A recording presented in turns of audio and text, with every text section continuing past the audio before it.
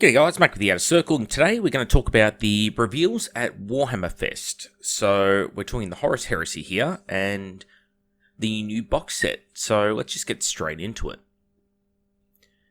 New box set was revealed during the live stream. Going to have a fair amount, 40 Space Marines in there, as well as a Spartan. We're going to get a rule book. We're going to get a few other things. So here's our beakies, obviously. Yes, they are bigger. Now, the sort of squatting beakies here with the wide-legged stance are only marginally taller than the existing miniatures. However, the standing up kind of beaky, like the one at the back here, are noticeably taller, which means that next to the older resins, like, say, Rampages, Palatine Blades, something like that from the early books, they are significantly taller. It's going to be up to the end user on the day what they prefer to do with them. So, yeah. All in all, though, nice looking miniatures, I think. So, only good things there. The Praetors, these will be available cheap on eBay soon enough because nobody will want them. Alright, Contemptor Dreadnought. Contemptor looks great. As I said in the video on it, it is a fantastic base miniature to start out with when moving forward into the Horus Heresy. So, great, awesome, love it.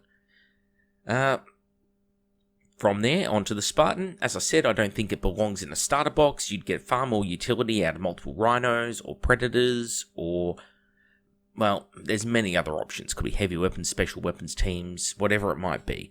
So, including a Spartan into the base box, maybe it's there to encourage people who wouldn't buy the box to buy it simply for the sake of a Spartan. That's a possibility, but Spartans are sort of a unit you add later on down the life of your army. You don't add it near the start, so it's a confusing choice to me, but might suit some people. And we get our Betrayal at Kelth Cataphract Determinators. No scale change or changes to them. So the beakies are about the same size as these guys, in all honesty, from the images that people have been sharing online.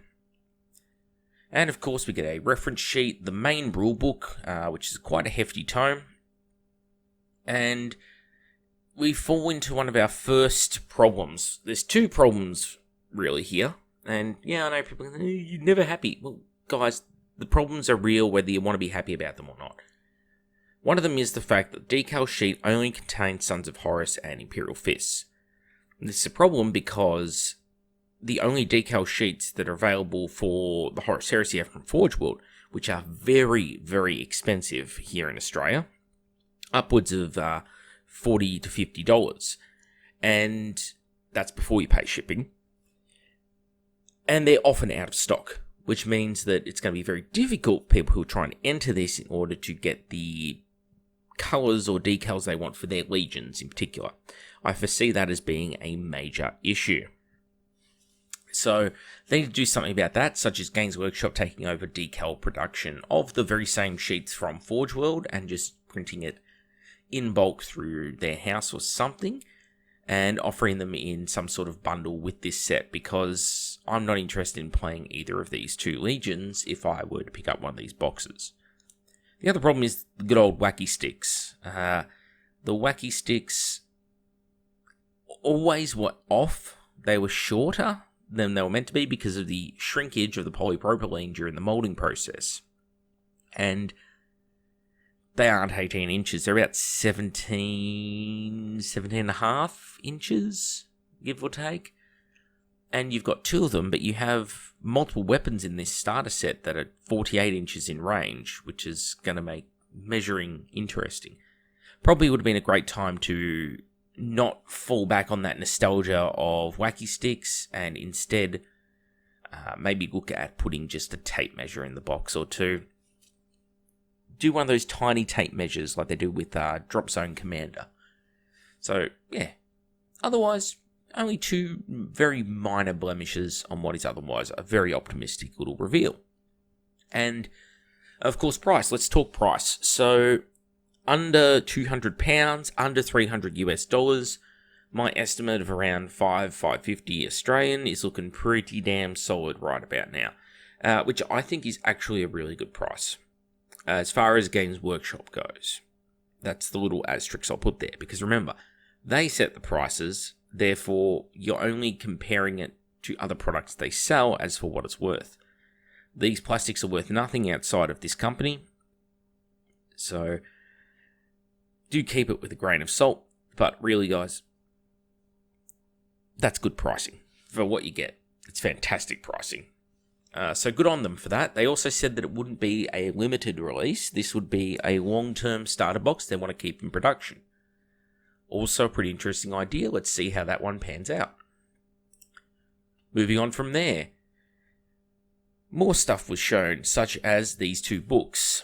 Now, this is going to be a problem because obviously people who buy into the Horus Heresy and buy that starter set are going to get the rules for the system. Great. However, none of the existing black and red books from Forge World sync up with this new system. We know this because many of us have read the leaks or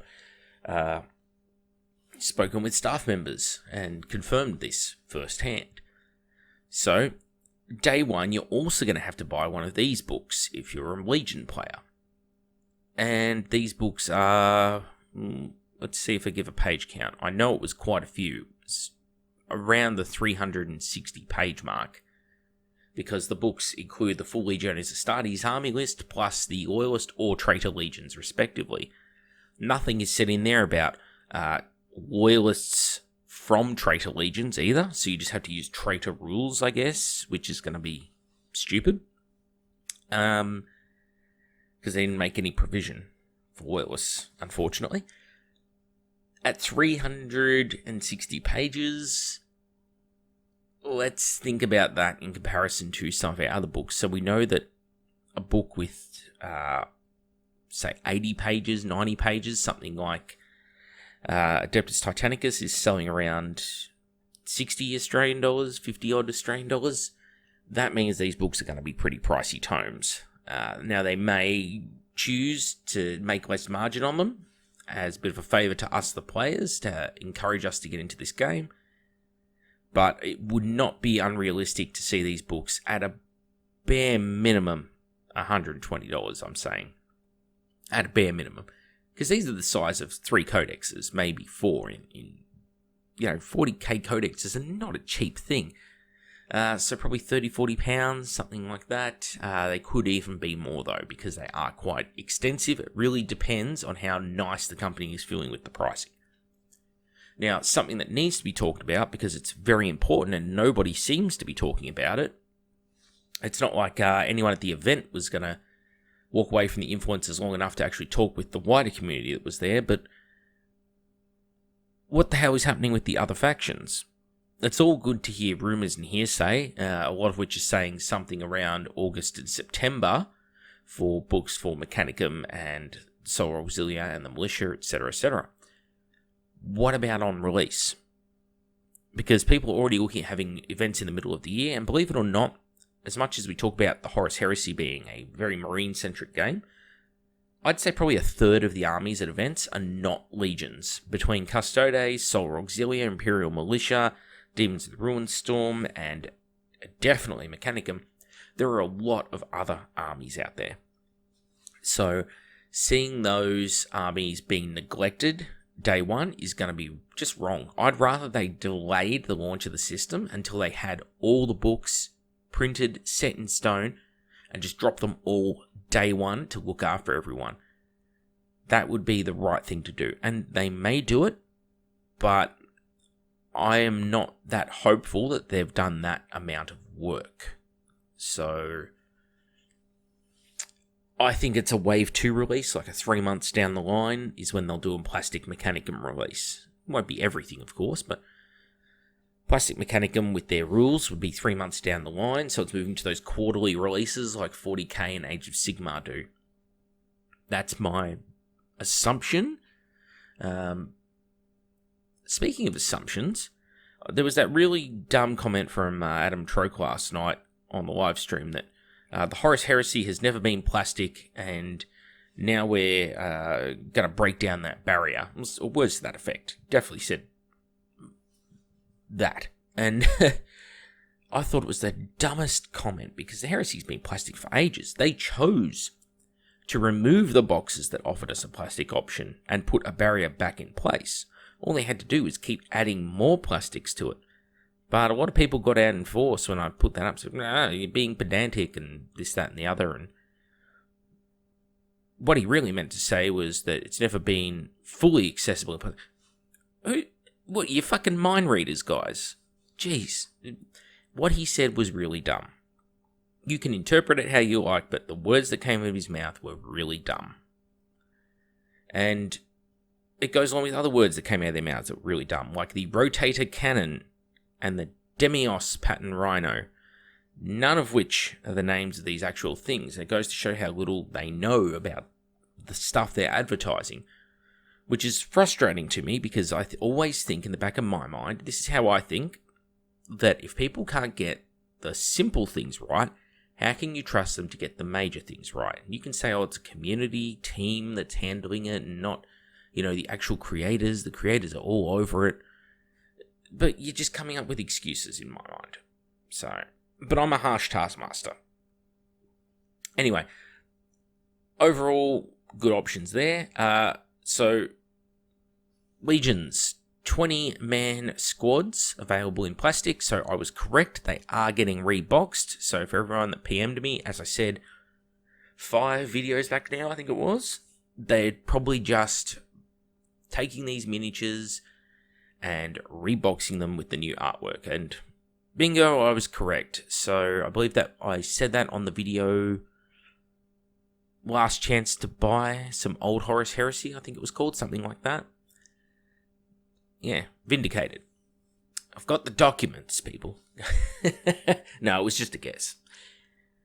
They're the old Marines. So old scale, old Marines. They are, as I said, shorter than the Beakies, but not too badly shorter, depending on which Beaky you put them next to on which day. Yeah, no, it's good. 20-man squads is an interesting choice, as opposed to 10-man squads, because, as we find out, a lot of the weapons upgrades for them are sold in 10-man batches. So, we'll see. And Geiger Fellhanded and Araman are both coming out of Prospero and into their own blister packs, which sucks because Geiger is a nice model, but Araman's model sucks balls, and it should have just been a generic sorcerer in that box and let Forge World do a proper character series model, because you compare the quality of this Araman with literally every other character in Forge World's Resin range, and he's very, very lacking, underwhelming, very monopose, and not in a good way. Magistus Amon, the Thousand Suns character done by Forge World, looks amazing in comparison. That's just a little whinge. Alright, let's move on. So, special and heavy weapons. As I noted, they're coming in sets of 10, so you'll get 10 Plasma Gun, 10 Melter Gun, 10 Flamer, 10 Volkite, 10 Rotator Cannon, apparently, and 10, so you have Calvers in this, you'll also have your Carronades in this. Carronade? Fuck, I'm losing my touch. Alright, Serpentas. Serpentas? Anyway. 10 weapons of each type. Plasmas are useless now in the new game. They completely ruined plasma guns with their rules tweaking. It was a bad mistake by the writers, which no one seems to like, but far be it for the writers to fix it. So AP4 plasma with pseudo-rending, yeah, they're out. Nobody's going to want them. Melter guns, on the other hand, are going to be the new meta going forward. Just reading the rules is my prediction. Especially with the way that they're able to do serious amounts of damage to things like Dreadnoughts, which are now multi-wound and incredibly strong by all accounts from those who've playtested. And those who haven't got the game, yeah, they're going to be very, very strong. So, going on from our special weapons here, we're going to go to heavy weapons. So we get 2 different boxes for heavy weapons. We get Missile Heavy Bolter, and then you get Plasma Flamer and multi-melter, and then the third box. Why did I say 2 boxes? I knew it was 3 boxes. I watched the stream. Volkite Culverin, autocannon, las cannon. So 10 in a box, and it's interesting because the actual justification for this of this was in the live stream where they said, look, you never see players with more than 1 heavy weapon squad or 30 heavy and special weapons combined in their whole army. That's one of those statements where you go, ooh, that's not going to age well, because actually it's very common. Especially for round veteran specialist armies, you see a lot of combi weapon mixed with traditional specialist weapons. There's a lot of heavy armies out there, like reaping armies, where you'll see a lot of missile launcher squads popping up and that. And anyway, with their new Sun Killers, they've put in for squads of 20 with las cannons. So, only downside is you're going to buy a box of 10 Marines, you're going to have 10 left over by the time you make one squad of one type of special weapon, so you might end up having to buy another box if you want, 20 heavy bolters. Big deal. Weapons look great. The only one that's going to be a bit odd is the shoulder-mounted weapons, such as missile launcher, plasma cannon, and las cannon. Are they supplying the arms in the kit for all of the armor types, or are these arms going to be restricted to the Mark 6? Because something has to hold that missile launcher, and it's not going to work on the traditional holding a bolt gun pose. Because, the spare hand and all that's going to be just floating up in the air, or the spare handless arm that's going to be floating up in the air. Something worth noting, these might only fit, at least in the case of most of the heavy weapons, Mark 6 Marines only. Alright, moving on. In more good news, the plastic rhino, and it looks great. It looks fantastic. Looking at it and looking at the crew member on top, it looks like there's going to be a common crew sprue that goes across multiple units, because it's the same crew member we saw on the plastic Spartan. So I'm guessing a Pintle weapon and crew member upgrade sprue that's available in all of these Heresy vehicle kits, which I'm totally cool with. I'm down with that. It's got the new Contempt Dreadnought style having missile launcher option for it, and I still don't know if I'm into that. It's very traditional sci-fi looking, I guess. Kind of sleek. Too sleek. I don't know. But I'm not saying it looks bad, it just looks a bit strange to me. I'm not used to it yet. But the plastic rhino is great. I really think of rhinos when I have the Horus Heresy. I've made rhinos in nearly every one of my armies in the Horus Heresy. My Thousand Sons had 3 of them, which made it into pretty much every game or every list I played. I had rhinos in my Ultramarines Destroyer Force. I had rhinos in even my Raven Guard force way back in the day. I believe I had some rhinos. I don't know if I sold them with them or took them and repaid them for another project when I decided it was time to sell the army. I had these chassis even in my original Death Guard army. So, yeah. I love rhinos. And lastly, we get to the Kratos Super Heavy Tank, which is design vomit. For some people, it will really work and it's really cool. You can see the stylistic elements of the Sicaran tank and the Fellblade sort of merged together in here. It does fall down a couple areas, like the first is that weird set of extra open tracks right under the heavy bolters, which we're going to call the nipple heavy bolters. Right under those exposed sections don't look very good. They should have just covered it in with a full plate, and it would have looked more like a Fellblade chassis there. And the front of it still had that little opening slot, which was like a Sicaran battle tank. Cool, rate it. But they didn't do that. So probably a design change that needs to be made there. Of course, those nipple bolters themselves need to be talked about. They're horrible, they have terrible fields of fire, and the tank didn't need them. Honestly, you're just taking a Sicaran here and you're making it bigger with more powerful weaponry. they could have been relegated to, in my opinion, something like this image that I quickly photoshopped, where it should have been something like a twin autocannon turret, and place it in that point on the hull.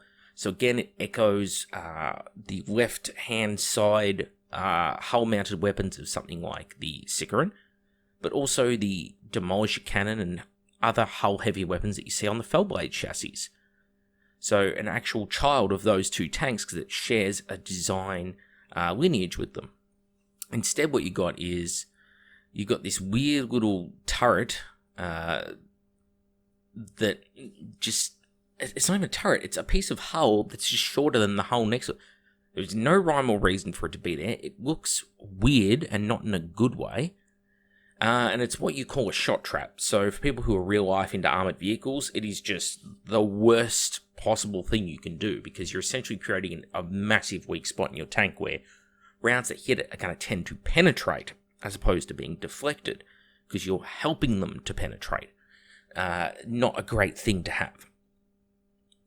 If they just kept the hull at that same shape as the driver's area and spread it across to that far side, would have looked fine. But I think they looked at it like that and went, it feels like it needs something there. And what they should have done there was put guns there. But what they instead did was they put the extra guns up high, and weirdly high, up on the back of the vehicle. So it made the vehicle artificially tall and makes it look less sleek because of it. Because they could have lowered the main gun height down if they didn't have that extra section with those heavy bolters up there.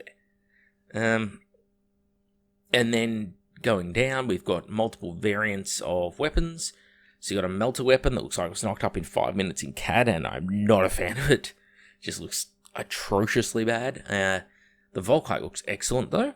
All the sponsor weapons look very good, except I don't like the heavy bolter gun. And it has the dozer blade to end all dozer blades. But what's weird about it is there's little slots above that dozer blade, and those little slots are normally where you would add a dozer blade into. But I don't think the sculptors who drew the tank realised that's what those little slots are for on previous vehicles.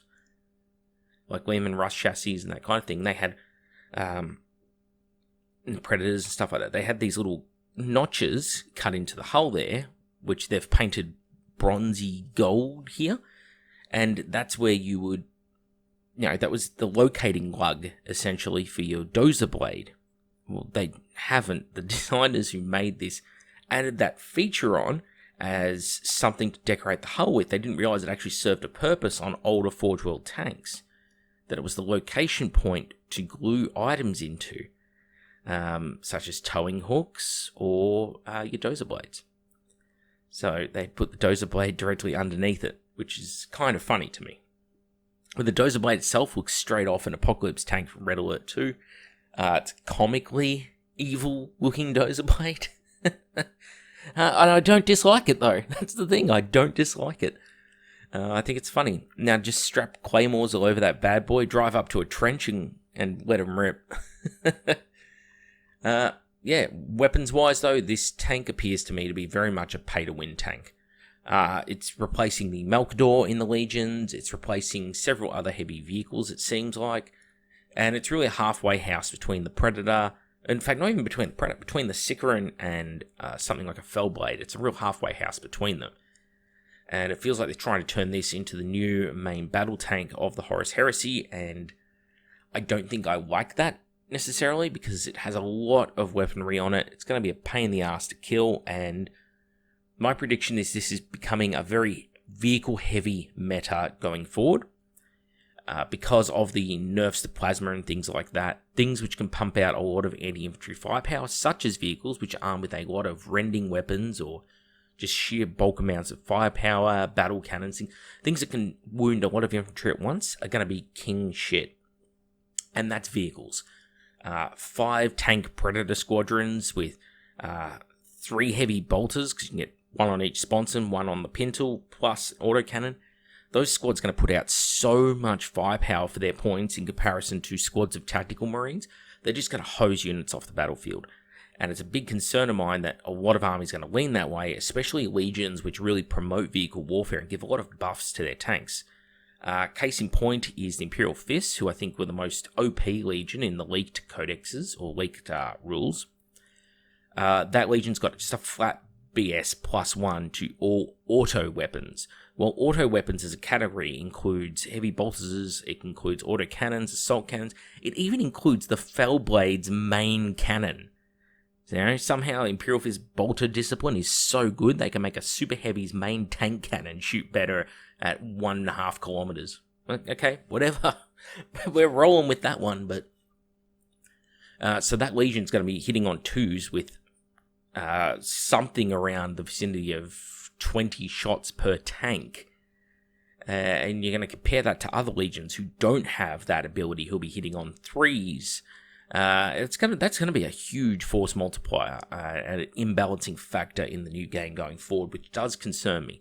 But until we actually have the finalized rules in our hands, sit down for ourselves and play it with these units, we're not going to know if my concerns are well founded or if I'm just outright wrong. So please hold me to account on that one, guys. If my fear-mongering fails to pan out, call me on it. But for the moment, it is a concern. Anyway, I'm back with the Outer Circle. Thank you all for watching. I'm pleased overall with the direction the Horus Heresy is going in here, with 2 caveats. The first one, and it's major, look after the people who don't play Marines. Release their books as soon as possible. And I don't mean 3 months down the line, because that's what suits Games Workshop. I don't give a fuck what suits Games Workshop. Look after your community. There are people who've been playing since book 1, 10 years. Let them play their fucking armies. Point number 2 is the Kratos battle tanks, not my favourite part of the release. But even then, I don't hate it, and I don't hate anything in this release. I think they've done an excellent job. And point number 3 is the price point looks good. We'll see what the specific rules for Legions come out to cost, and that'll really determine where I fall on this release. But I'm going to say overall, it's an excellent job by Games Workshop, and they deserve to be applauded for their good work. Back with the Outer Circle. Thank you all for watching, and I'll see you all next time.